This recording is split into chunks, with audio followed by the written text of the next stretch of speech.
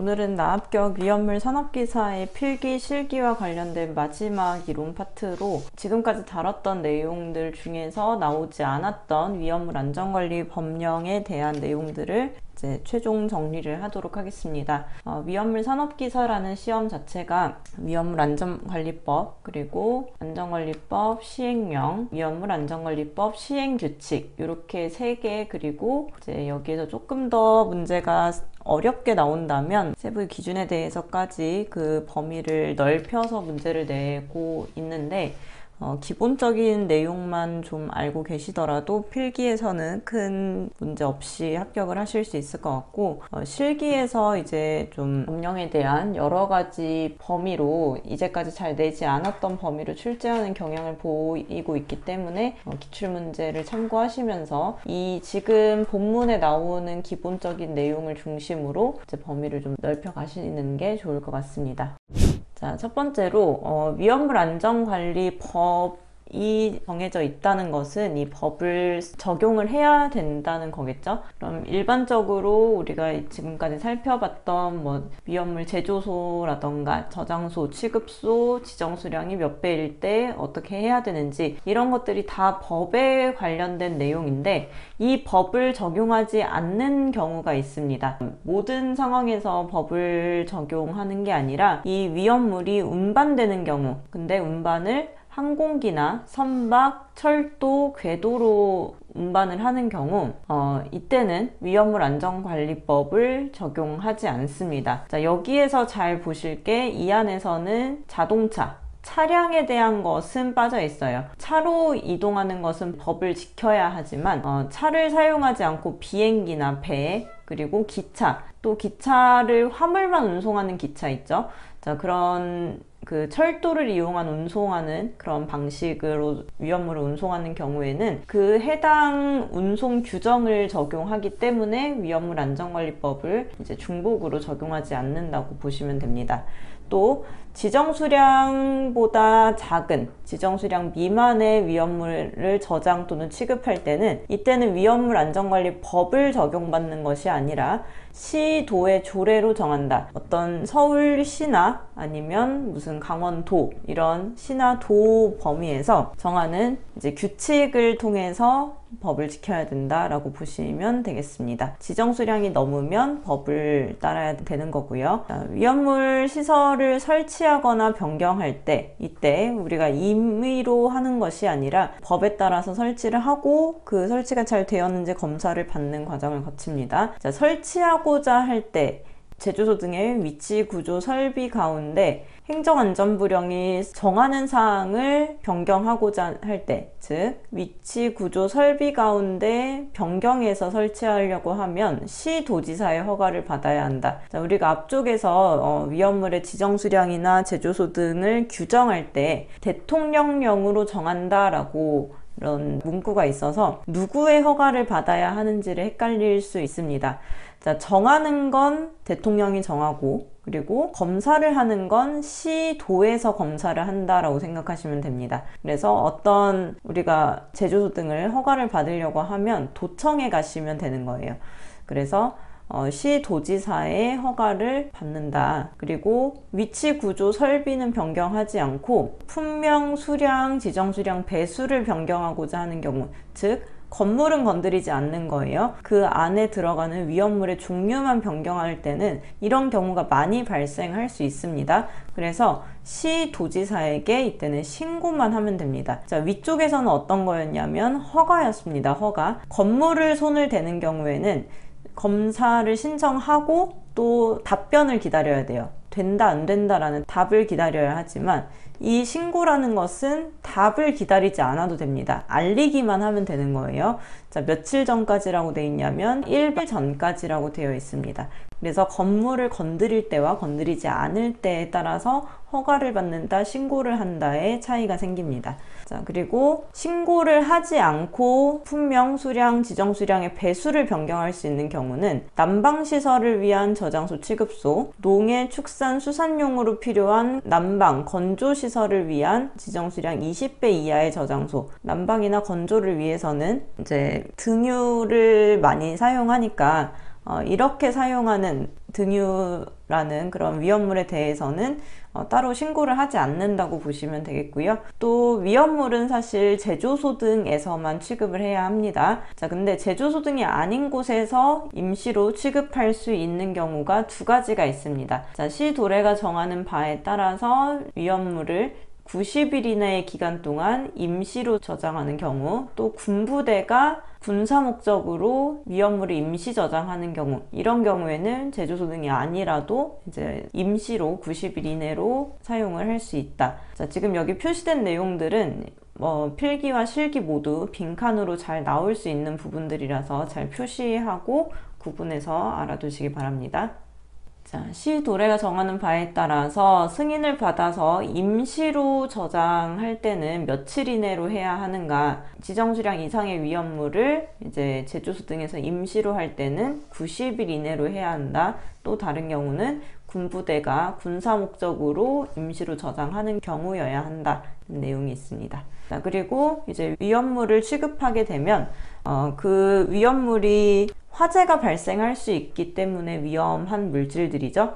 자, 그 물질의 사고를 방지하기 위해서 예방규정을 수립해야 하는 경우가 있습니다. 또 정기적으로 점검해서 화재가 발생하지 않도록 미리 예방을 해야 할 텐데요. 자, 예방규정을 정해야 하는 곳은 일단 위험성이 있을 거라고 예측되는 곳, 그러니까 위험물을 많이 취급하는 곳에 예방규정을 수립을 해야 합니다. 위험물이 얼마 있지 않은데 예방규정을 만들려고 하면 업무적으로 너무 이제 힘들겠죠.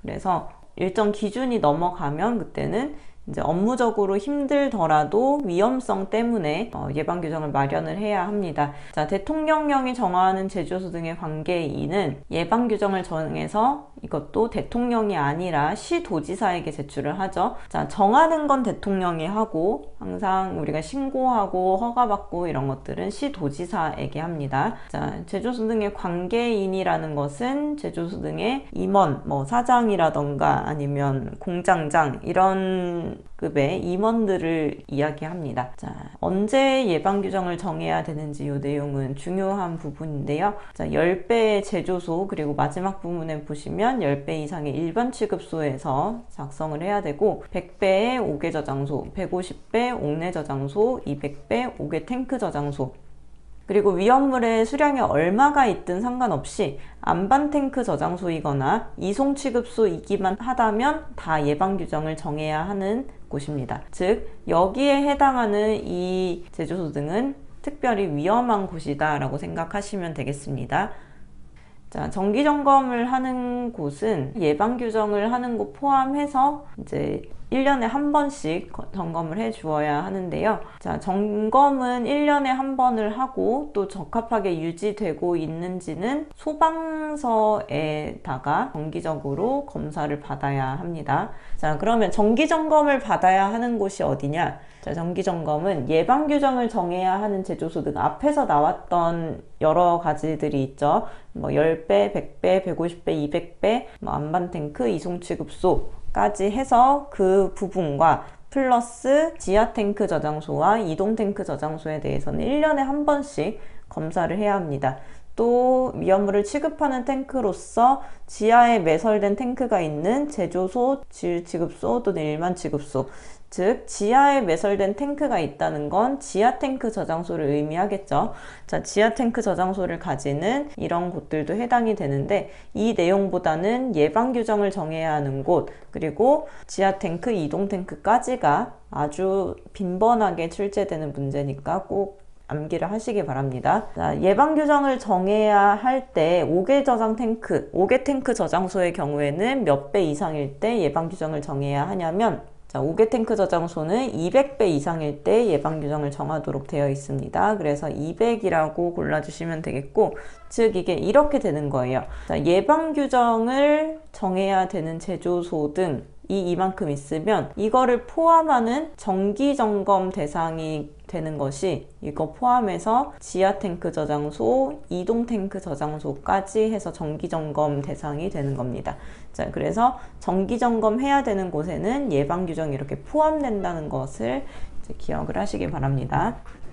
자, 탱크의 용량을 구하는 문제입니다. 이거는 필기든 실기든 그림을 주고 이렇게 문제가 나오기 때문에 굉장히 한두 번만 풀어보시면 기억하기가 쉬운 문제입니다. 또 이제 가끔 가다가 그냥 뭐 옆면이 타원형인 양쪽 볼록한 탱크 이런 식으로 그냥 말로써 설명을 하는 경우도 있긴 하지만 어쨌든 그림을 한번 보신다면 쉽게 기억을 하실 수 있을 거예요. 자, 탱크의 용량이라는 것은 탱크를 실제 사용할 수 있는 양입니다. 자, 실제로 사용할 수 있는 양이라는 것은 우리가 편의점에서 물을 한 병 사더라도 물이 그 뚜껑 끝까지 완전히 100% 차 있는 게 아니죠. 어느 정도 공간을 두는데 위험물도 마찬가지입니다. 전체 용적을 이제 탱크의 내용적이라고 하는데 100% 차 있는 부분을 얘기하는 거예요. 자, 공간 용적은 일부 비워두는 정도를 의미합니다. 그래서 내용적에서 공간 용적을 뺀 만큼이 실제로 사용할 수 있는 용량을 계산하는 방법인데 이것을 조금 쉽게 계산하기 위해서 탱크의 내용적에 해당하는 이 아래 공식들을 대입을 하고 거기에다가 1 마이너스 공간 용적 비율이라는 것을 제시된 만큼 이렇게 1 빼기 이만큼 해서 곱해주면 실제로 사용할 수 있는 용량이 나옵니다. 그래서 용량과 내용적을 구분을 잘 해두시기 바랍니다. 자, 탱크의 내용적은 이렇게 옆면이 타원형인 양쪽 볼록한 형태인 경우에 타원을 4분의 파이 AB로 구할 거예요.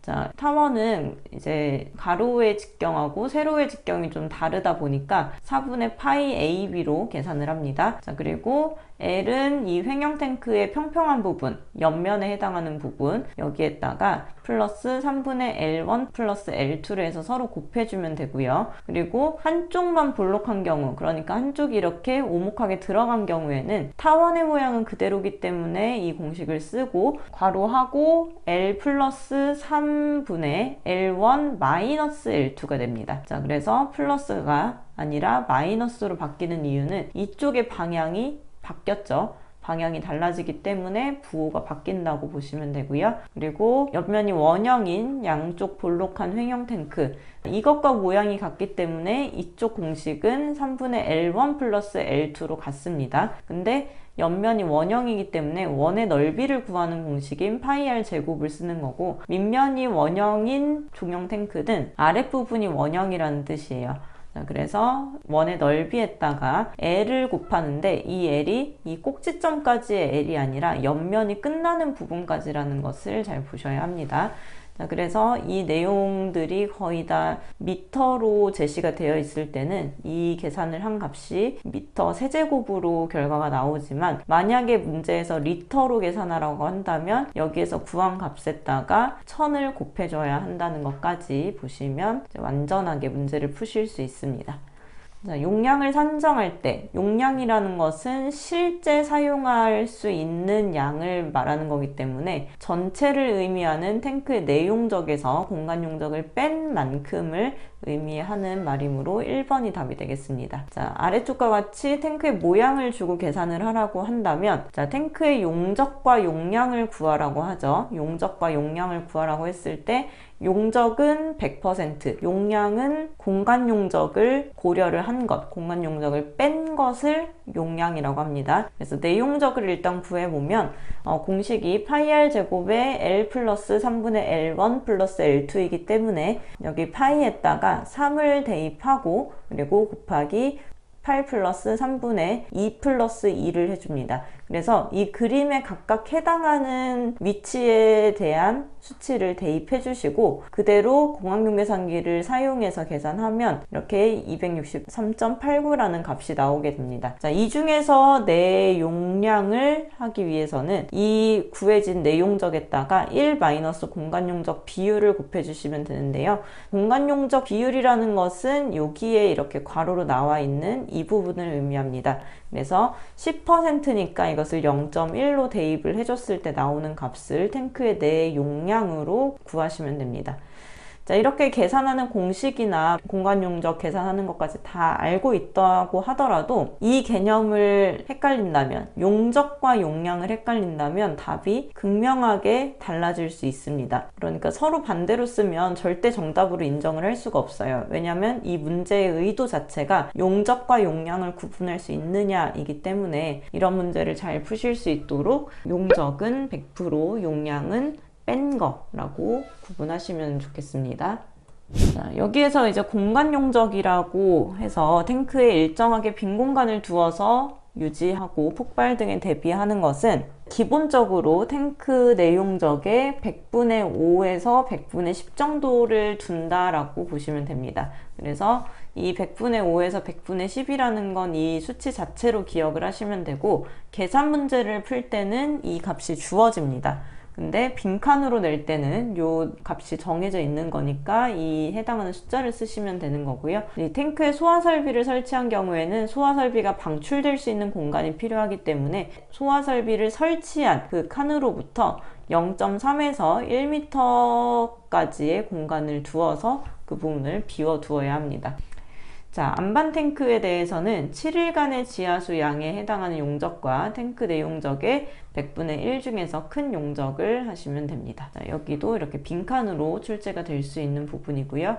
그리고 자체 소방대입니다. 우리 회사에서 불이 났을 때 자체 소방대로 인해서 소방서에서 출동하기 전까지 초기 진압을 할 수 있는 그런 조직 이라고 보시면 됩니다. 근데 뭐 규모가 작은 사업장까지 모두 해야 되는 것이 아니라 설치를 해야 되는 곳은 제조소 또는 일반 취급소에서 취급하는 사료 위험물의 최대 수량 합이 3000배 이상일 때, 즉 굉장히 많은 양의 사료 위험물을 취급하는 경우에만 설치를 하는 겁니다. 그리고 이제 최근에 법령 개정이 되면서 이 문구가 추가가 됐는데요.